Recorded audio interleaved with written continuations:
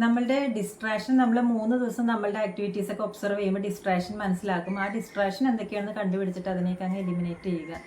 പിന്നെ നമ്മൾ സമയം ബുദ്ധിപൂർവ്വം യൂസ് ചെയ്യാനുള്ള പല പല മെത്തേഡ്സുകൾ നമുക്ക് യൂസ് ചെയ്യാം. ടൈം ബ്ലോക്കിംഗ് എന്നൊക്കെ നിങ്ങൾ കേട്ടിട്ടുണ്ടല്ലോ.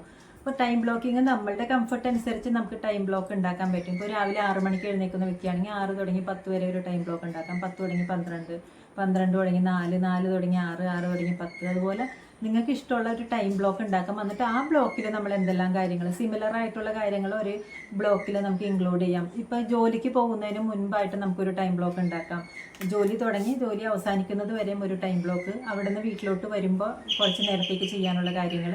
അങ്ങനെ നിങ്ങളുടെ ഒരു കംഫർട്ട് അനുസരിച്ചിട്ട് ടൈം ബ്ലോക്ക് ഉണ്ടാക്കാം. അതിൽ ആ ഒരു ടൈം ബ്ലോക്കിൽ ചെയ്യേണ്ട കാര്യങ്ങൾ നിങ്ങൾ ചെയ്തു തീർക്കുക. വേറൊരു മെത്തേഡാണ് പോമോഡോറോ മെത്തേഡ് എന്ന് പറയുന്നത്. അതിൽ നമ്മൾ ചെയ്യുന്നത് ഒരു 25 മിനിറ്റ്സ് നമ്മളുടെ ടാസ്ക് എന്താണ്, എന്ത് വർക്കാണോ അത് ചെയ്യും. അതിനുശേഷം ഒരു 5 മിനിറ്റ് നമ്മൾ ബ്രേക്ക് എടുക്കും.